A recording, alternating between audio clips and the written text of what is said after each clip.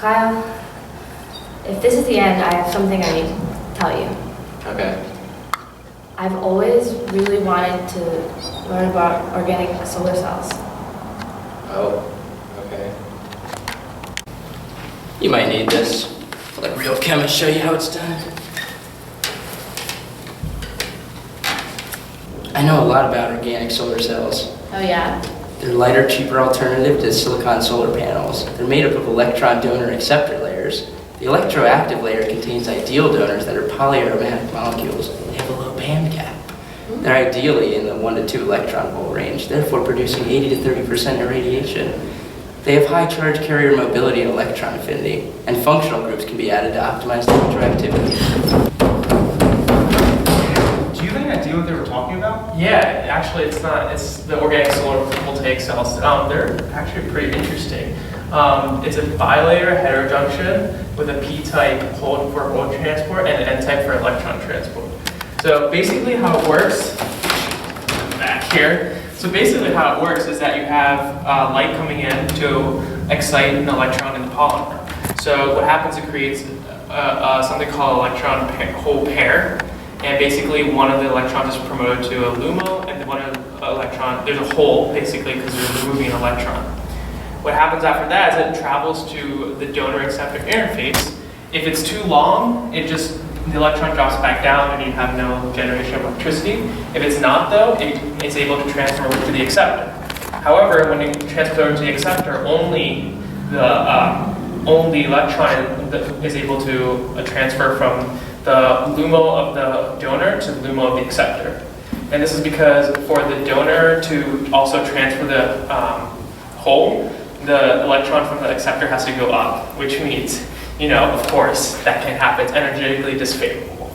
And of course, after that, they travel to the separate electrodes, generate electricity.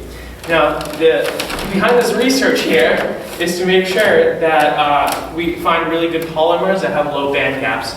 Basically, you need a really long polymer so it acts like a metal.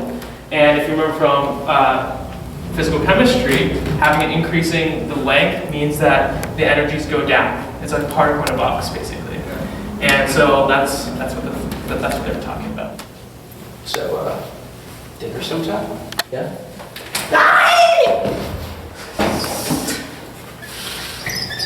I'm back with some more information about organic solar cells. Oh. This book talks about how we're looking for a donor molecule with a HOMO-LUMO band gap around 1.6 electron volts.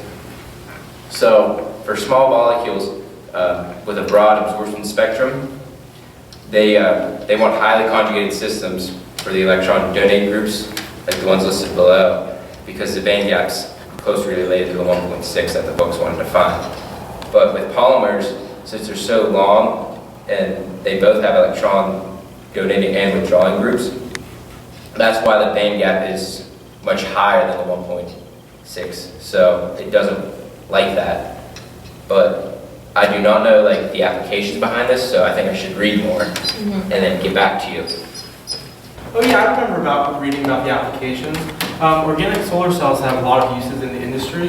They're used in packaging, manufacturing, flexible screens, and also for recharging cell phones and laptops. There's also some advantages to organic solar cells over silicon cells. They have low environmental impacts and also low manufacturing costs, whereas silicon cells have high manufacturing costs because they have to be produced at high temperatures.